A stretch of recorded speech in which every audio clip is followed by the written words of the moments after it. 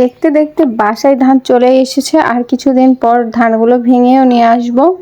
আবার অনেকে এসে বলবেন আপু এগুলো কি চাল? এগুলো হচ্ছে কাটারির চাল। সো এগুলোই লাগাইছিল এইবার। আচ্ছা, আপনারা কে কে জমিতে চাষ করেন কিংবা কে কে ঘরের ভাত খান অবশ্যই আমাকে কমেন্টে জানাবেন। ধানের কাজ করা কিন্তু খুবই মুশকিল আর খুবই একটা কষ্টের কাজ। যাক, আমি এখন আজকে কি কি রান্না করব সেটার ব্লগ নিয়ে চলে আসলাম।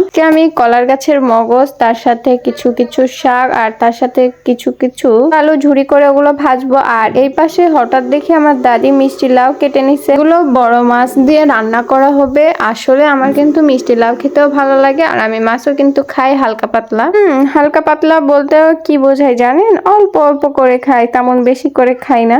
চুলায় আমি কিন্তু সবকিছু তুলে দিছি, আর দেওয়ার পর এখন এখান থেকে সবকিছু মশলা দিব। আর তার সাথে আমার কিন্তু ভাজি অলমোস্ট হয়ে যাচ্ছে, তেমন একটা বেশি সময় লাগে না ভাজি করতে। আর মিষ্টি লাউয়ের চচ্চড়িটা আমার হয়ে গেছে। সো এই মিষ্টি লাউয়ের চচ্চড়িতে কি কি মশলা অ্যাড করলাম সবকিছুই থাকছে আজকের ব্লগে। তো দুটাতে আগে কিছু পরিমাণে লবণ দিয়ে নিলাম, তারপর হলুদ কিছু পরিমাণে দিয়ে নিলাম, তারপর আদা বাটা, জিরা বাটা, ভাজিতে হালকা কিছু পরিমাণে ধনিয়া গুঁড়া দিলাম, সেটা হচ্ছে আমার দাদি দিচ্ছিল বসে থেকে। আর শাক ভাজিতে হালকা কিছু তেল দিয়ে নিলাম প্রথমেই। যখন ভাজিটা আরো একটু কমিয়ে আসবে তখন আবার তেল দিয়ে সুন্দর করে ভেজে নিব। আমার দাদিরা তো এরকমই করে। এখানে মিষ্টি লাউয়ের চচ্চড়িতে হালকা কিছু পরিমাণে তেল অ্যাড করলাম, তার সাথে এখন লবণ কিছু পরিমাণে অ্যাড করলাম।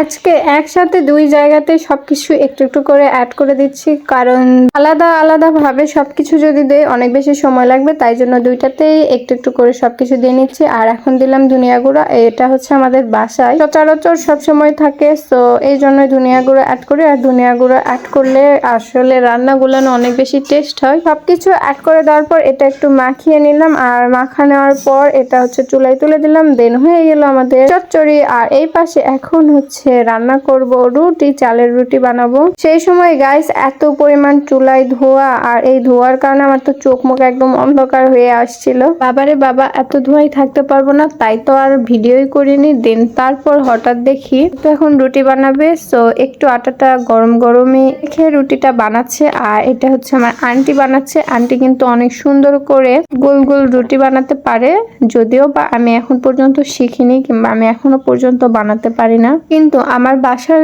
ফ্যামিলির যারা যারা আছে সবাই আমাকে ট্রাই করতে বলে, বাট অবশ্যই চেষ্টা করলে সবাই সবকিছু পারবে, হয়তো বা আমিও পারবো ইনশাআল্লাহ। এরপরে আমি রুটি বানাবো আর আপনাদের সবাইকে দেখাবো, দেখি আমি রুটি বানাইতে পারি কি পারি না। যদিও বা খারাপ হলে কেউ কিছু বলবেন না, আমি অবশ্যই ট্রাই করব আর চেষ্টা করবো। এর ব্লগটা তো দূর পর্যন্তই, দেখা হবে নেক্সট ব্লগে। সবাই ভালো থাকবেন, সুস্থ থাকবেন। আল্লাহ হাফেজ, টাটা, বাই বাই।